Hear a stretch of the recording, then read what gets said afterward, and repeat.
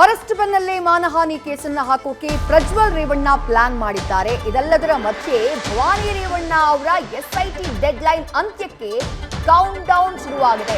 5 ಗಂಟೆಗೆ ಮುಗಿದೋಗುತ್ತೆ dead line. SIT ಮುಂದೆ ಹಾಜರಾಗೋಕೆ ಬಾಕಿ ಉಳಿದಿರೋದು ಕೇವಲ 40 ನಿಮಿಷ ಮಾತ್ರ. ಹೀಗಾಗಿ ಯಾವುದೇ ಕ್ಷಣದಲ್ಲಾದ್ರೂ ಭವಾನಿ ರೇವಣ್ಣ ಅವರ ಬಂಧನದ ಸಾಧ್ಯತೆ ಇದೆ. ಎಲ್ಲೂ ಕಾಣಿಸ್ತಿಲ್ಲ ಭವಾನಿ ರೇವಣ್ಣ. ಕಳೆದ ಕೆಲ ದಿನಗಳಿಂದ ನಿರೀಕ್ಷಣಾ ಜಾಮೀನಿಗಾಗಿ ಅರ್ಜಿಯನ್ನ ಸಲ್ಲಿಸಿದ್ದು. ಆ ಅರ್ಜಿಯನ್ನ ನಿನ್ನೆ ಜನಪ್ರತಿನಿಧಿಗಳ ನ್ಯಾಯಾಲಯ ವಜಾ ಮಾಡಿಬಿಡ್ತು.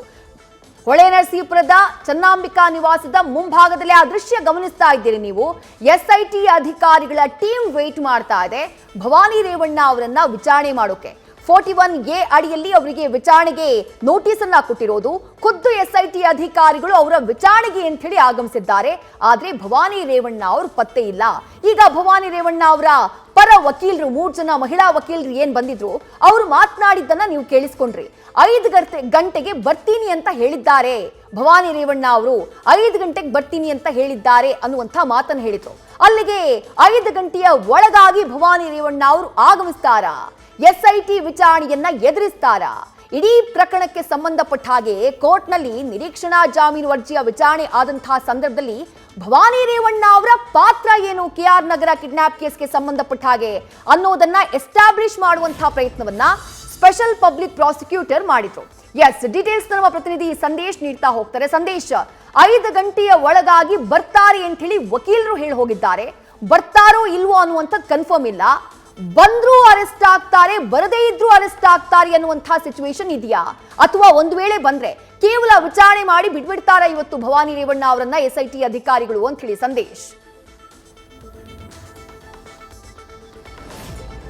ವಿದ್ಯಶ್ರೀ, ಅದು ತನಿಖಾಧಿಕಾರಿಯ ವಿವೇಚನೆಗೆ ಬಿಟ್ಟಂತ ವಿಚಾರ ಆಗುತ್ತೆ. ಅಂದ್ರೆ ಈಗೇನಾದ್ರೂ ಅವರು ನೋಟಿಸ್ಗೆ ಸ್ಪಂದಿಸಿ ಇವತ್ತು 5 ಗಂಟೆಯ ಒಳಗೆ ಹೊಳೆನರಸೀಪುರದ ನಿವಾಸಕ್ಕೆ ಹಾಜರಾಗಿ ಎಸ್ಐಟಿ ಅಧಿಕಾರಿಗಳ ಮುಂದೆ ವಿಚಾರಣೆಯನ್ನ ಎದುರಿಸಿದ್ರೆ ಆಗ ಎಸ್ಐಟಿ ಅಧಿಕಾರಿಗಳು ಕೂಡ ಈಗಾಗಲೇ ಸಾಕಷ್ಟು CDR ಡೀಟೇಲ್ಸ್ ಅನ್ನ ಏನ್ ತೆಗೆದುಕೊಂಡಿದ್ದಾರೆ, ಅಂದ್ರೆ ಬಂಧಿತರಾಗಿರುವಂತಹ ಆರೋಪಿಗಳಿಗೆ ಇವರು ಕಿಡ್ನಾಪ್ ಆಗೋದಕ್ಕೂ ಮುನ್ನ ಹಾಗೆ ಅದಾದ ನಂತರ ಮಾಡಿರುವಂತಹ ಕರೆಗಳೇನಿದೆ ಅದರ ಡೀಟೇಲ್ಸ್ ಅನ್ನ ಪಡೆದುಕೊಂಡಿರೋದ್ರಿಂದ ಇವರ ಒಂದು ಫಿಸಿಕಲ್ ಅಪಿಯರೆನ್ಸ್ ಅಲ್ಲಿ ಅದ ಮಿರರ್ ಇಮೇಜ್ ಅನ್ನ ಕೂಡ ಪಡೆದುಕೊಂಡಿರ್ತಾರೆ. ಅಂದ್ರೆ ಅದರ ಒಂದು ಕಾಪಿಯನ್ನ ಇಟ್ಕೊಂಡು ಅವ್ರಿಗೆ ಪ್ರಶ್ನೆಯನ್ನ ಮಾಡ್ತಾ ಹೋಗ್ತಾರೆ. ಅದಕ್ಕೆ ಕ್ಲಾರಿಫಿಕೇಶನ್ ಅನ್ನ ಭವಾನಿ ರೇವಣ್ಣ ಅವರು ಏನ್ ಕೊಡ್ತಾರೆ ಅನ್ನೋದ್ರ ಮೇಲೆ ತನಿಖಾಧಿಕಾರಿಗಳು ಅವರನ್ನ ಬಂಧಿಸಬೇಕೋ ಬೇಡವೋ ಅನ್ನೋದನ್ನ ಡಿಸೈಡ್ ಮಾಡ್ತಾರೆ. ಯಾಕಂದ್ರೆ ಈಗ ನೋಟಿಸ್ಗೆ ಸ್ಪಂದಿಸದೆ ಹೋದ್ರೆ ಅವರನ್ನ ಅರೆಸ್ಟ್ ಮಾಡುವಂತ ಪ್ರಕ್ರಿಯೆ ನಡೆಯುತ್ತೆ. ಆದ್ರೆ ವಿಚಾರಣೆಗೆ ಹಾಜರಾಗಿ ವಿಚಾರಣೆಯಲ್ಲಿ ಅವರು ಏನೆಲ್ಲ ಉತ್ತರಗಳನ್ನ ಕೊಡ್ತಾರೆ, ಜೊತೆಗೆ ಇವ್ರಿಗಿರುವಂತಹ ಡೌಟ್ಸ್ ಗಳಾಗಿರ್ಬೋದು ಅಥವಾ ಭವಾನಿ ರೇವಣ್ಣ ಅವರ ಹೆಸರು ಇದರಲ್ಲಿ ಲಿಂಕ್ ಆಗೋದಕ್ಕೆ ಪ್ರಮುಖವಾದ ಕಾರಣಗಳೇನಿದೆ ಆ ಕಾರಣಕ್ಕೆ ಸಂಬಂಧಪಟ್ಟಂತೆ ಅವರಿಗೆ ಪ್ರಶ್ನೆಯನ್ನ ಇಡ್ತಾ ಹೋಗ್ತಾರೆ.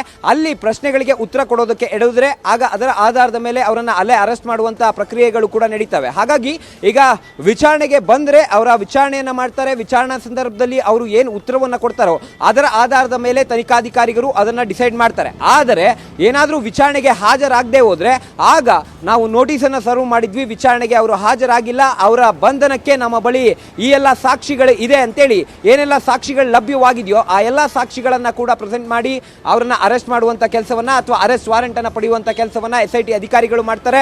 ಸದ್ಯ ಅಜ್ಞಾತ ಸ್ಥಳದಲ್ಲಿರುವಂತಹ ಭವಾನಿ ರೇವಣ್ಣ ಅವರು 5 ಗಂಟೆಯ ಒಳಗೆ ಬರ್ತಾರೋ ಬರಲ್ವೋ ಅನ್ನೋದು ಈಗ ಯಕ್ಷ ಪ್ರಶ್ನೆ ಆಗಿರುವಂತದ್ದು. ವಿದ್ಯೇಶ್, ನ್ಯೂಸ್ ಫಸ್ಟ್ ನಿರ್ಭೀತಿಯಿಂದ ನಿಮ್ಮ ಪರವಾಗಿ.